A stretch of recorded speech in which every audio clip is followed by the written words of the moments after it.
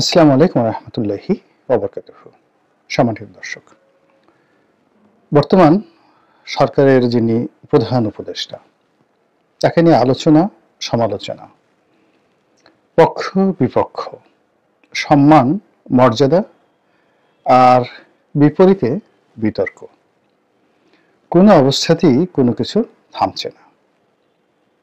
তিনি যা কিছুই করছেন এবং সব কর্মে তিনি তার মেধা, যোগ্যতা, কৌশল এবং সারা জীবনের যে সফলতা, অভিজ্ঞতা, প্রায় সবগুলোই তিনি ঢেলে দিচ্ছেন তার কর্মে।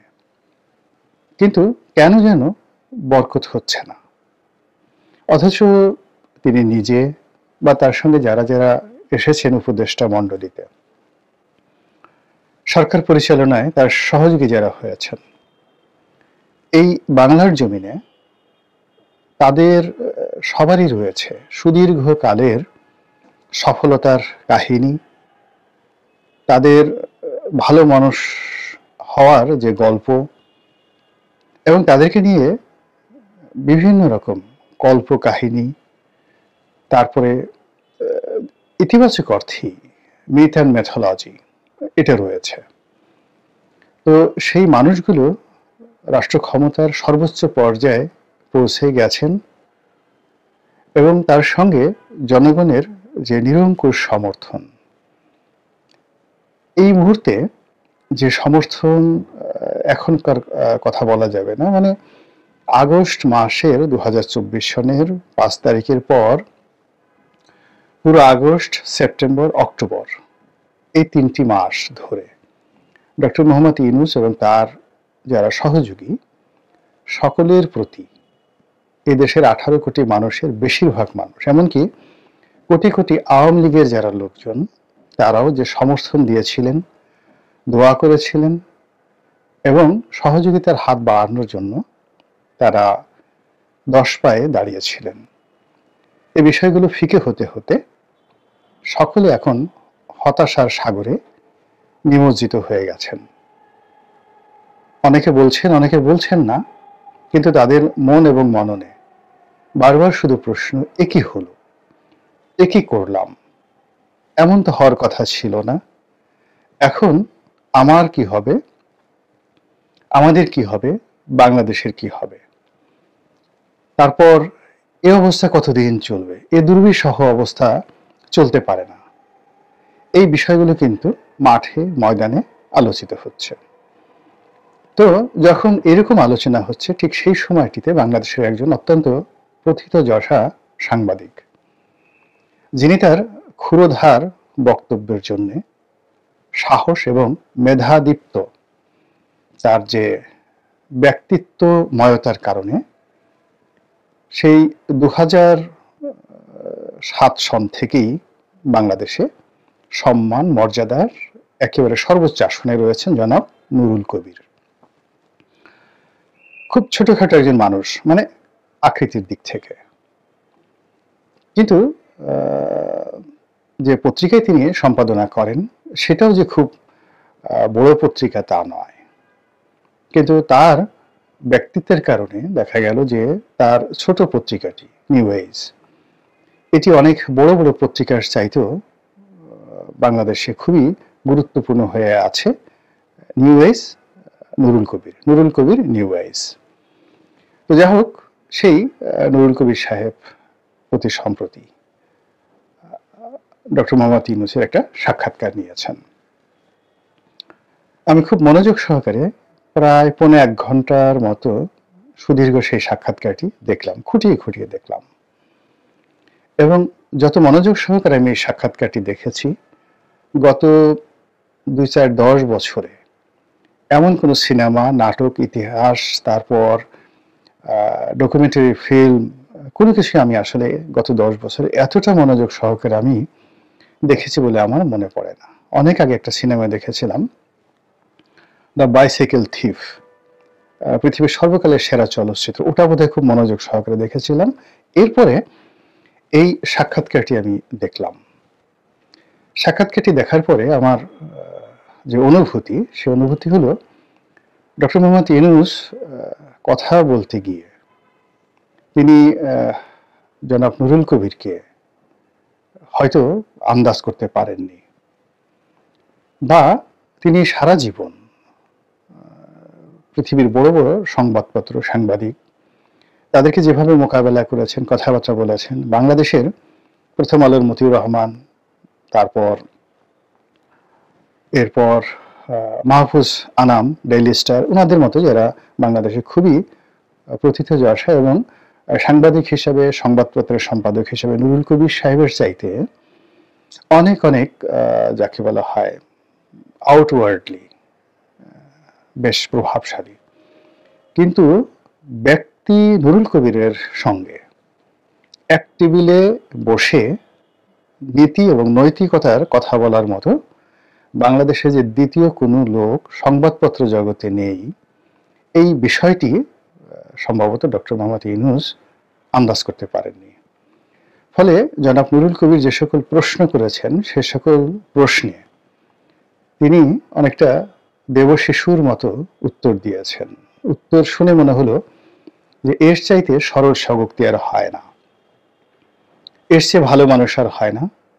আর নিজের অসহায়তাও, নিজের নির্লোভ মন মানসিকতা, যে তিনি যেখানে আছেন এটা নিয়ে তার কোনো লোভ নেই, লালসা নেই, পারলে তো আজকেই তিনি এই উপদেষ্টার বা প্রধান উপদেষ্টার পদ ছেড়ে তিনি চলে যেতে পারলে বেঁচে যান। এই জগৎটি তার কাছে খুবই আশ্চর্যজনক একটি জগৎ, ক্রিটিক্যাল একটি জগৎ মনে হয়েছে। এবং তিনি যেখানে ছিলেন, অর্থাৎ গ্রামীণ ব্যাংক, তার বিদেশে গিয়ে বিভিন্ন যে বক্তব্য দেন, যেটাকে বলা হয় মোটিভেশনাল স্পিচ, এবং অন্যান্য যে সকল সামাজিক ব্যবসা, 3-0 থিওরি, এগুলো প্রচারণা করাটা তার কাছে মনে হয়েছে আনন্দ ভুবন। তো তার এই সকল বক্তব্য শুনে তার প্রতি অনেকে আবার মোহগ্রস্ত হতে পারেন, সাধারণ যারা শ্রোতা, দর্শক, তারা সঙ্গত কারণেই বিভ্রান্ত হতে পারেন। কিন্তু অবাক করার ব্যাপার হলো যে তার ব্যাপারে যারা সিদ্ধান্ত নেবেন এই বাংলাদেশে, সেটা হলো যাদের বুদ্ধি আছে, যাদের ব্যাসাতি আছে, অর্থাৎ ব্যবসা বাণিজ্য আছে, যাদের ক্ষমতা আছে, লেখাপড়া আছে, এই মানুষগুলো তার এই বক্তব্য শুনে সবাই হতবিহ্বল হয়ে পড়েছেন এবং তাকে একজন খুবই জটিল প্রকৃতির মানুষ, খুবই হিসেবি, এবং তার সম্পর্কে যে কথাবার্তা, চিন্তা চেতনা করার ক্ষেত্রে অত্যন্ত সতর্কতা অবলম্বন করবে আগামী দিনের যে কোনো সিদ্ধান্ত নেওয়ার ক্ষেত্রে দেশের একটা বিশাল শ্রেণীর বুদ্ধিজীবী মানুষ। এর কারণ হলো অতি সরলতা নয়, অতি শিশু সুলভ যে চিন্তা ভাবনা, কর্ম, এটি যাকে বলা হয় স্বাভাবিক নয়। খেলিছ ওই বিশ্ব নিয়ে বিরাট শিশু আনমনে, সেই কবি নজরুল ইসলামের যে গান বিধাতাকে নিয়ে। এই পৃথিবীতে যারা বিধাতার প্রতিটি কর্মকে শিশু সুলভ মনে করেন, বিরাট শিশু মনে করেন, তাদের মতো নির্বোধ আর কেউ নেই, যিনি সারা দুনিয়া ঘুরে বেড়ান।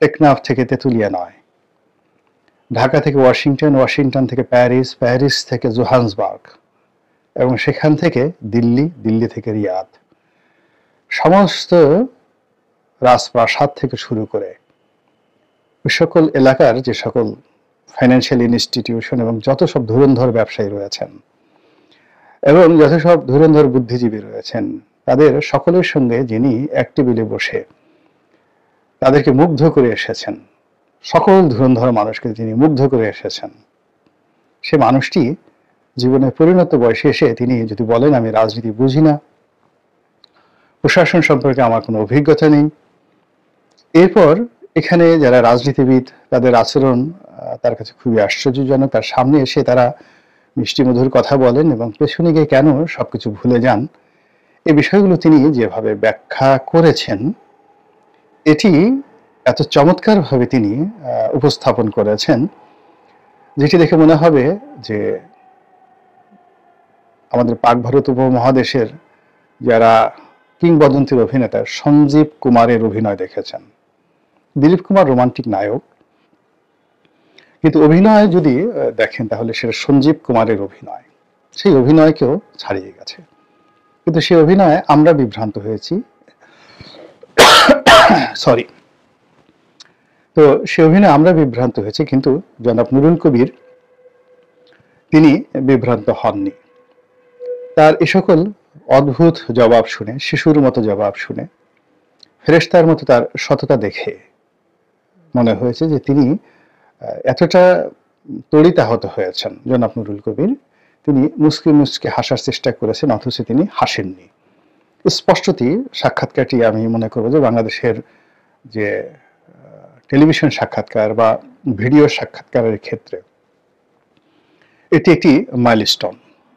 আমি টিম সেবাস্তিয়ান তার খুব বিখ্যাত সাক্ষাৎকারগুলো দেখেছি, খুব বিখ্যাত সাক্ষাৎকারগুলো দেখেছি। তো বাংলাদেশের প্রেক্ষাপটে এরকম একটি দুর্লভ সাক্ষাৎকার আমাদের সকলেরই বারবার দেখা উচিত। সেখানে নুরুল কবিরের বডি ল্যাঙ্গুয়েজ এবং জনাব ইউনূসের বডি ল্যাঙ্গুয়েজ, কথার টোন, উত্তর, কাউন্টার উত্তর সব মিলিয়ে তিনি ডক্টর মোহাম্মদ ইউনূস সাহেবকে শুধু বাংলাদেশ না সারা দুনিয়ার কাছে যেভাবে তুলে ধরেছেন, it will B a good documentary film. এটা আগামী দিনে শুধু বর্তমান নয়, অনেকের জন্য এটা ডকুমেন্টারি ফিল্ম হিসেবে এটি চিহ্নিত হবে।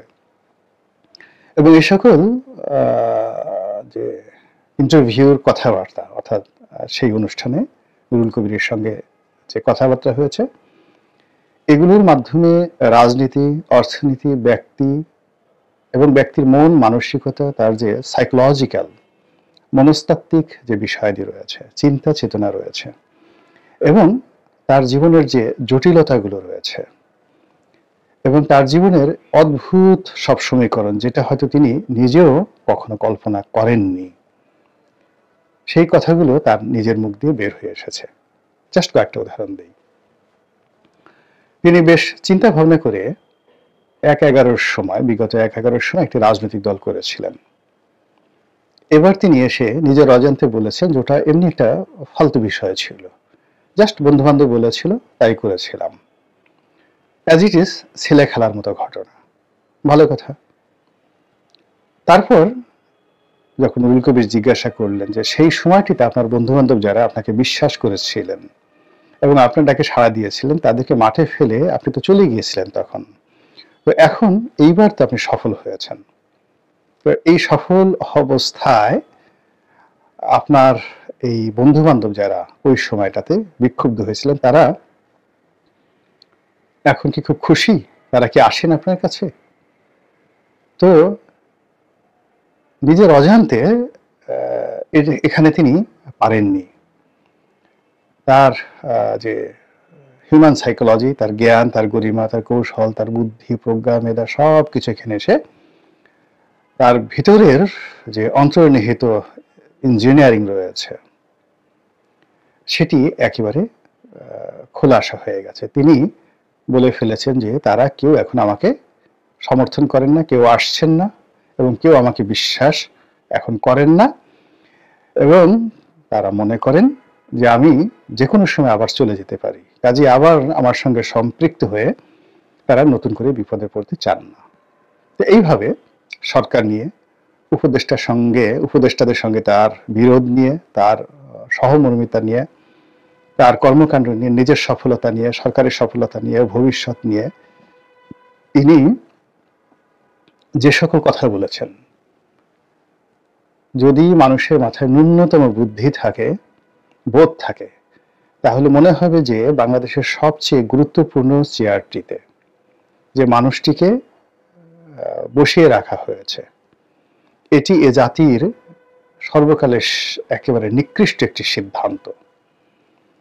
দ্বিতীয়ত, ওই চেয়ারে তিনি যতদিন থাকবেন ততদিন এ জাতি সবচেয়ে একটি ভয়ঙ্কর সময় পার করবে।